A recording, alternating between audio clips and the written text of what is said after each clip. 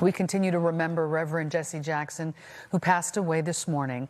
His legacy is well established in Chicago and even in the country, but many may forget the impact he's had internationally. Let's take a closer look at that. Patrick Fazio in the newsroom for us with that part of the story. Hey, Patrick. Hey, Stephen and Marion. Yeah, Reverend Jackson will also be remembered for negotiating the release of hostages around the world. Over the decades, he's credited with helping to free hundreds of people taken captive, including U.S. service members.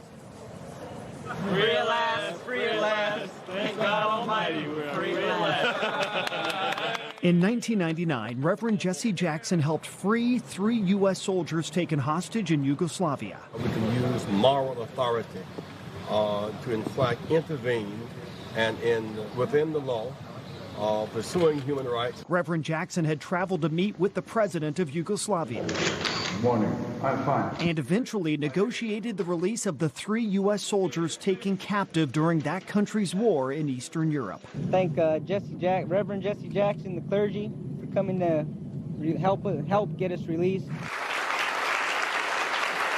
A year later, Reverend Jackson received a White House honor for freeing those soldiers. President Clinton awarded him the Presidential Medal of Freedom, the nation's highest civilian honor. It's hard to imagine how we could have come as far as we have without the creative power, the keen intellect, the loving heart, and the relentless passion of Jesse Louis Jackson.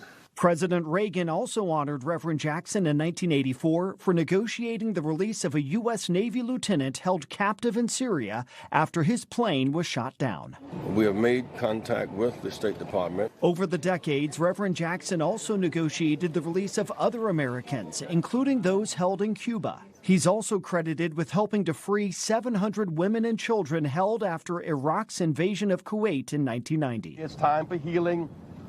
It's time for hope. Reverend Jackson joined Jewish leaders in 1999 to call for the release of 13 Jews held in an Iranian prison. This is a community of faith, reaching out to our religious counterparts inside Iran, because we believe that civil society and religious organizations have a powerful role to play. Reverend Jackson also joined Nelson Mandela to end apartheid in South Africa, motivated by the dream of Dr. Martin Luther King Jr. when they worked together during the Civil Rights era. The dream continues and the struggle continues, but every now and then we see flashes of hope.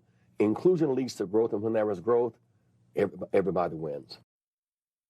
And another part of his international legacy, Reverend Jackson served as a special envoy of President Clinton to promote democracy in Africa. Back to you. When you put it all together like that, we do kind of forget some of his international impact. Patrick, thank you for bringing us that part of the story.